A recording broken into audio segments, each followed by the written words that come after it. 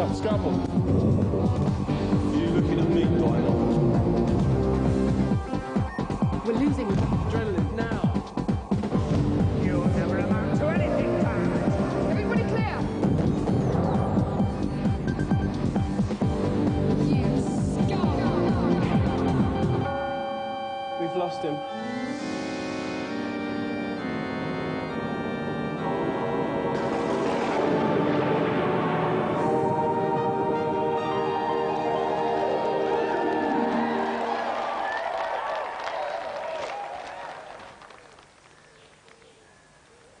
Hello viewers. These blokes are not in fact the Channel 4 complaints department, nor are they models from Mr. Byright. They're all systems managers and they'll be getting smiled up for today's event. Before we get on to that though, a couple more letters here. One from Peter Ball in Surrey who says, "Dear Dominic, my mum says video games are bad for young people and she won't let me play them. What can I do?" Well, I would say, Peter, study Crime Watch carefully and see if you can fit her up for any crimes committed in your area, and that should keep her quiet for anything up to a 10-year stretch. Another letter here from Yvonne Kergill from Arbroath. Nice to get one from one of our lady viewers. "Dear Dominic, how do you get to appear on Gamesmaster?" Well, it's quite simple, Yvonne. Each year we hold auditions, and if you're very, very good at games, you're warm, you're witty, have a fantastic personality, we let you come on. If you don't, then you get your own chat show on daytime TV. Hope I've cleared some things up for everyone there. Right, as I said then, these blokes are not just here to set our female audience's pulses a pumping. They are going to be participating in an event we like to call Oi, Broken Suit, Fancy a Fight? I've always had a soft spot for champs, and I'm going to indulge it today as I put a champion Doom player through his paces. Our contestant must enter a deathmatch arena in which 3 other players are waiting to dispatch him. 3 against 1 are the kind of odds only a champ could deal with, and he'll need nerves of steel if he's going to send them all to their doom. Well, basically, Gary, Simon and John here are cannon fodder for our champion. But, Gary, I mean, you guys play Doom in the office, yeah? Yeah. How much of your day does it take up? Oh, probably at least an hour an evening. That's all? Not more than that? Yeah, well, we still have work to do. Yeah. I think you're lying just because maybe bosses might be watching. Who's the best out of you 3 then, when you play? Oh, I think Simon's probably best. Yeah, so do you think you can cause an upset today, Simon? Oh, I'll try. Yeah? And what about you, John? Are you any good at it? Yeah, not bad. Doesn't matter who's at the other keyboard. Yeah. It's when you're in there what counts. That's what really counts. So why are you the best, Simon? What kind of tactics do you use then? Basically, I'll just be able to kill him. Yeah. Okay. No two ways about it. All right, that's fine. Well, like a lot of British industry, these guys refuse to work until they finish reading their papers. While they do that, let's go to the news. This is the latest in Sega's violently successful series of Virtua arcade games. Virtua On is a 2-player game where players control massive robots in a futuristic version of the old gunfight games. If you get close enough to experience your opponent's pits, you can punch his lights out. But it is rib-ticklingly jolly to smack them about with a rocket as they leg it. Virtua On is out next month. The internet is full of sad blokes trying to make friends, and now thousands of people are avoiding any possible rejection by creating electronic mates on a new website. An experiment in artificial intelligence, the Digital Beastie homepage, allows you to construct a creature which then has to fend for itself in a specially created world against everybody else's beasties. Thanks to little postcards you'll be sent, you can keep track of its progress as it mates and has fights. I called mine Dominic Diamond. It pulled all the ladies and ate everyone else. Just premiering in the US, Space, Above and Beyond is the latest TV series from the creators of the overrated X-Files. Set in 2163, alien blokes are kicking in Earth, and the only hope is the young Turks who make up the air and space cavalry. Team stars Morgan West and Shane Vanson look uncannily like young versions of Agents Mulder and Scully, and there's cameo appearances just like the X-Files, with Jim from Neighbours appearing in the very first episode. Where's Bouncer? Thankfully, his colony gets blown up within seconds in one of the many spectacular sequences that quite literally litter this alien extravaganza. Look out for Space, Above and Beyond quite soon, Mum, because there's lots of burning flags. Now, Gary, Simon and John, the cream of British industry, have taken their positions for our event. Oi, bloke in suit, fancy a fight. They'll be playing against our champion, David Dennis, who is slightly smaller than them, but he does have a fantastic earring. David, what do you like to do when you're not playing Doom against businessmen? Watch cartoons mostly. What's your favourite cartoon? Swap cats. What exactly is Swap Cats? There's a big city of cats and bad guys come and like destroy the city. So there's two people who come and rescue the city from the bad guys. And what do the cats do? Like fire guns at airplanes, and blow them up generally. So it's quite realistic, quite true, real life kind of cartoon. Yeah. Yeah. All right, David, what kind of tactics are we going to see from you today? Well, a fast moving, don't stop, because I might just get shot in the back. So when I open the door, move back and move around. And all guns blazing, never stopping for a second? Yeah. Fantastic aggressive tactics here, David. We'll ask you to hold off just for a second while I go up to the commentary position. And sharing the podium for Deathmatch Doom is PC Review's Rick Henderson.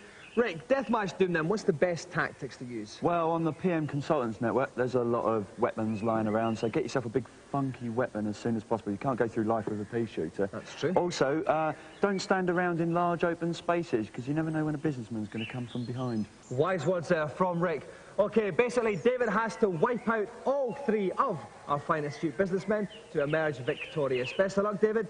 Off you go. OK, we're going to be using David's view for this. You will see John, Gary and Simon appear. John will be the green bloke, Gary will be the yellow bloke, Simon will be the black bloke. You can see David's health, 95%, the bottom left-hand corner of the screen. His ammo, the bottom left-hand corner as well. His health's up to 100%. No sign of the other ones yet, though, Rick. No, he's playing a definite strategy there. He's just picked up some armour, so that will actually stand him in good stead. Now he's going to go and find, outside the building, the chain gun, which will dispatch them much quicker, and a supercharge, which gives him 200% armour and 200% health. Oh, yes, we can see that 200% health there, full whack of armour. Where, there's that Gatling gun. There we go, there's the gun. Now all he has to do is go and find them. But the only problem is he's got to stay towards the walls. I don't advise actually walking down the centre. OK, then. So he's fully tooled up now. More than enough bullets, 220 bullets. You can see the weapons and the armoury he's got in the bottom right-hand corner. You see 220 bullets there. Now he's going hunting for our systems managers. It is, it's a stalking game, but the door just behind him is just closed, which suggests that someone might be behind there. Probably hiding behind some little dark alley, as businessmen often do, I've heard. We're still waiting for some top systems manager. There he goes. There's a green one. That is John. He's taken some shots in the back already. Yes, John, he's got John. Oh, yes, he's pumping his bullets into John there. John's running away. John's gone. He doesn't want anything to do with it. John's that's out. it. John is dead. Bye-bye, John. We're left with Gary, who will appear in yellow, and Simon, who will appear in black. Now, John's mistake was he just stood next to a wall, but didn't actually turn round. He just stood there looking at it. Never turn your back to a bloke with a Gatling gun.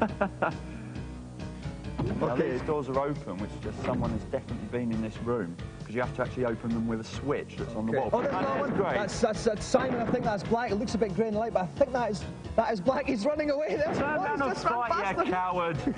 Turn around and fight. Where's he gone? He's lost him. He's just scarpered. He's legged it. OK, after a brief skirmish with Simon, then Simon has offed it. And he's just running around, taking in some of the scenery here. So down the stairs David goes. We've got two system managers left. Gary, who'll appear in the yellow. Simon, who'll appear in the black. Come and fight, you cowards. Come on. Put yourself out in the open. Men or mice. I just had a squeak there, Rick. No, they just... This is yellow, this is Gary. It's Gary's taking it. Gary's Oh, Gary! Gary gets told, although he did take some hits there, David. The armour down to 84, health to 157%, but that's still more than enough juice. So he's still hunting for Simon. Simon obviously cowering in some corner. Maybe go down towards the earlier levels, David. Go down into the basement again. Because he's just in black, he's probably likely to be hiding in a chandlery area. Or in a shop selling lots of black clothes.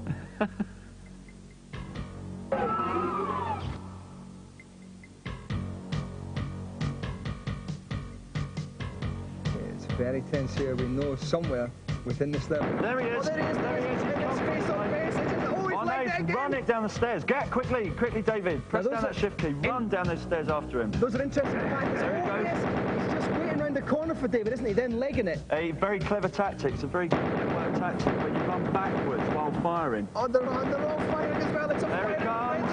No, he's down. Simon is down with 59% armor and 102% health left. David is the champion.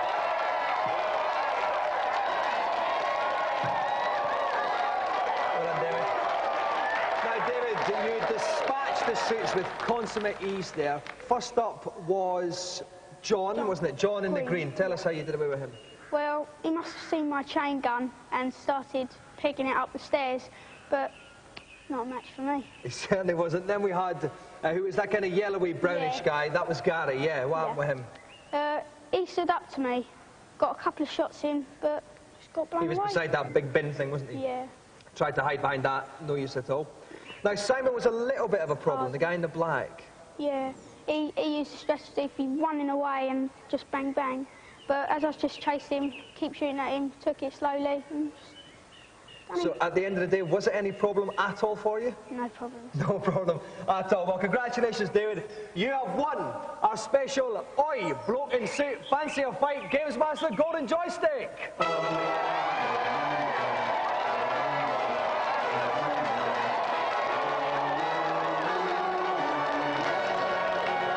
Money can't buy you love, so the song goes, but it can buy you high-quality pieces of entertainment software, although that would make for a slightly less catchy chorus. Let's see if any of the following games are worth more than the much-mentioned brilliance. In the old days, Belgium didn't exist. Then Tintin arrived and they built the whole country around him. Now the young scamp is on the Super NES. Hergé's Adventures of Tintin, a little guy who looked a bit like Mark Lamar for the younger members, and had a little dog called Snowy and a friend called Captain Haddock, and he used to run off and get into all sorts of naughty cartoon adventures. Well, this is the game. Admittedly, he's bigger in Europe than he is over here, but how will the SNES game do? Rick Henderson's been playing it madly. Although it is a platform game outwardly, the variety in levels is fantastic. There are people to ask for clues. You can come in and out of the background. You can swing people up mountains. There is an awful lot to do here, and to be honest, even though it's got that Belgian lunacy about it, it's very good.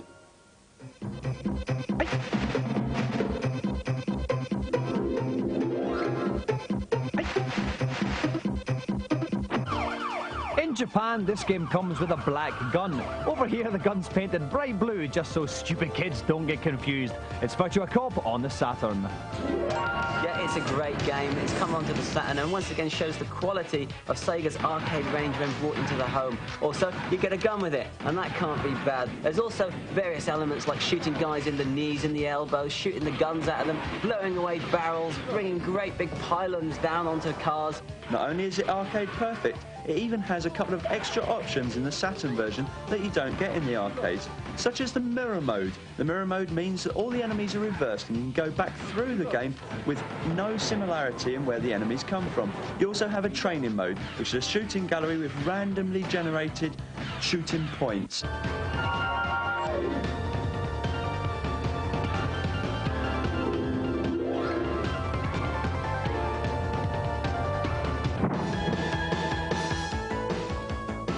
Finally, on the Saturn, Hebereki Popoito, which is Japanese for Why are Dave and Rick wearing shades in the middle of winter? Hebereki Popoito? Huh? What on earth is going on? It's basically your Hebereki's Papoon on the SNES, but on the Saturn. Mean Bean Machine, Pack Attack, Puzzle Bobble, they've all become very popular lately. All these more graphic-y, Tetris-y type games. That's exactly what Hebereki's Popoito is. Trouble is, it's absolutely bonkers. There's just too much going on screen to actually make a puzzle game work. Puzzle games should put you into a calm state and let you relax, let you get into it gradually. But Hebereki's Popoito throws everything at you at once and you end up getting hit from 1,000 angles.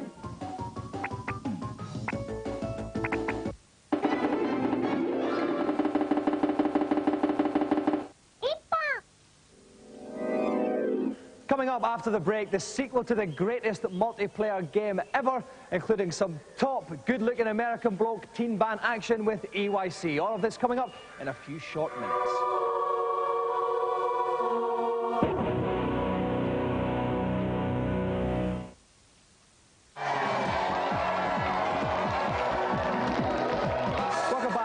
Celebrity guests are just getting that last stray piece of nose hair forcibly plucked. We don't want to show you that. Instead, we'll go over to Gamesmaster and show you what they'll be playing. I'm in the mood for some classic gaming action, and our next challenge on Bomberman 3 should provide just that. Like the previous Bombermans, the idea is simple. Contestants run around the maze, attempting to blow each other up by hurling bombs. A number of different power-ups are available for those players canny enough to use them, but as usual, the crucial thing is to avoid getting boxed in and finding yourself a sitting duck for your opponent's bomb. As always, the last man standing earns the joystick. So please welcome the latest in our long line of teen pin-up bands who've come on the show expressly to highlight how physically unattractive I am. Damon, Dave and Trey, EYC.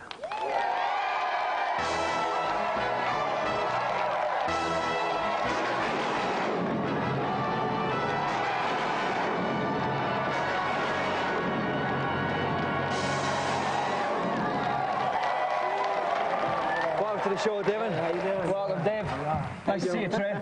Thanks, man. Okay, now, Damon, you guys have been in pop since the age of 12. What did you start off doing? Well, I started off as a backup dancer. I was a backup dancer for Tiffany, Michael Jackson, and Shanice Wilson. A lot of people. So you worked with Michael Jackson when you were 12 years old? Not when I was 12, my very first job. No, but later on. Yeah. That's what I was doing. But it's Dave that's the big games player. Oh, yeah. Yeah, I'm very competitive, so, you know. Yeah, you're going to whip these two guys tonight? Yeah, easily. No. I'm just trying to figure out who am I going to, beat first and who I'm going to let stay in the game the longest. Now, finally, Trey, you have been in Baywatch. Is that true? Yeah, sure enough. Well, that is, have you met the great goddess Pamela then? Yes, I have. And how did you get on with her? Actually, you guys should have seen the movie that we made, Baywatch 2. It's funny because I've actually been married to Pamela for 7 years and she's never mentioned you, Trey. Really? Me too. Funny, she's never mentioned not even once. Okay, I'm contractually obliged at this point, gentlemen, to ask you to follow me up to the challenge area in preparation for play.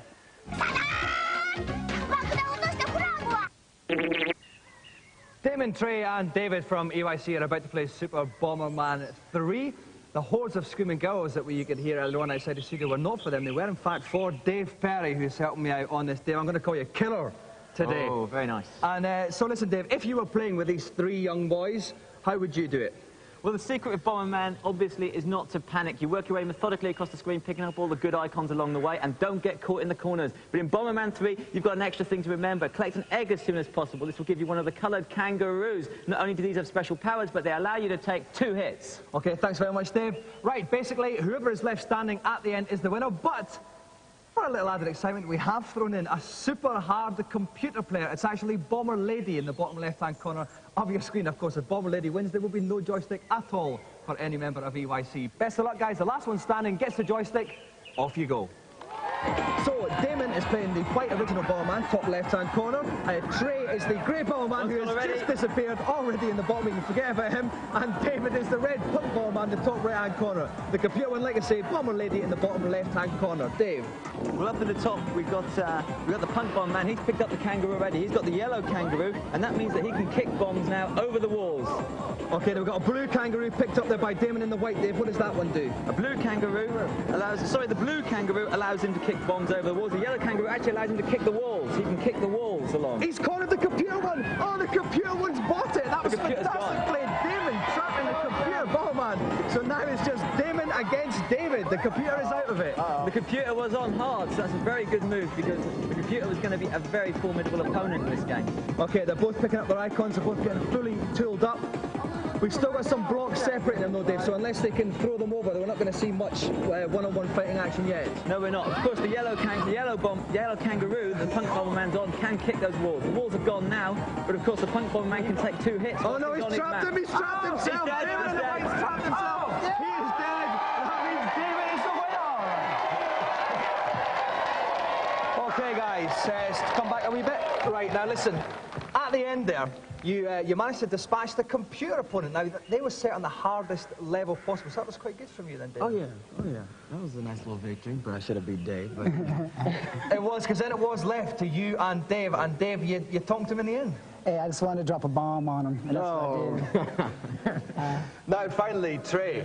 I'd like to think of someone who's been on this show that's done worse, but I can't really. I mean, So you know what that means? I get the angels. No. That means you get zip. Oh. I'm afraid, Trey.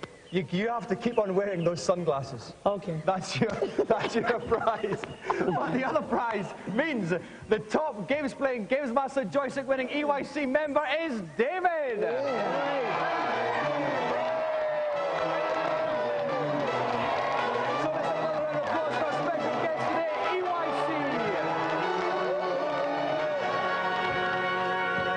And EYC's second album, Put It On, ... EYC, is out for Christmas. While we ponder the merits of that particular purchase, let's see today's feature. Question: what is unusual about this pilot for a German TV show? No, it's not the presenter's unfeasibly bad dress sense or the naffness of that ball he's about to kick. Yes, the set wasn't there. Clever German bloke. Just as special effects in films are created on computers rather than with miniatures, there'll soon be no need to build expensive real sets for your TV programmes thanks to new virtual set technology. Virtual set exists only in a computer's memory. The presenters are filmed against a blue screen by cameras equipped with trackers. As the cameras pan and zoom, computers the size of Swindon produce the backgrounds in real time. It's even possible to replicate real locations by simply scanning in a photo of your favourite office building. You know, we've all got one. The same scanner can be used to grab any item, and once in the computer's memory, it can be reproduced to bring new life to those dull discussions on the merits of different zit creams. It's just as easy to produce a virtual video link. Clever computers even know when a presenter is standing behind a computer-generated object. The presenters, on the other hand, have no idea what else is around, so it's no surprise many of them end up clinging to the walls for their dear life. But of all the technology's uses, probably the most interesting is in creating sets which couldn't be built any other way. I asked them to build a world where everyone had a full head of hair, but instead they came up with a totem pole suspended over an infinite drop. Oh, Rick, you have to hide me from the fat man. It's a far, far better thing to do than I've ever done before. Lady, would you stop with the pushing? Woohoo-wally! Hillock. Unfortunately, once you've installed a virtual set, it's only a simple hop, skip, and quite literally jump to include virtual characters in there too. Desmond is just one of the awful creations that TV producers think are really cool, and attempts to get the public to take part in TV shows with them have not surprisingly ended in tragedy. Listen, Lynn. I think this is your opportunity to escape. So I want you to run. Run and get help. Go ahead. Go. No, don't. Wait. And you think this show's funny. You had to do it. Oh, my. Surprisingly, no UK set designers are out of work yet, but in California, where taste is frequently a stranger, this has taken over American minds to such an extent that people are badly dancing to this because they love it. Right, that's it. Time to dance at the end of show disco. But remember, life is a bit like being in a teen band. It's great for a while, but before you can say bros, it's over. Bye-bye.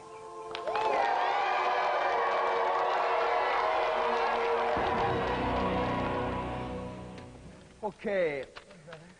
They're all advancing on me now. What?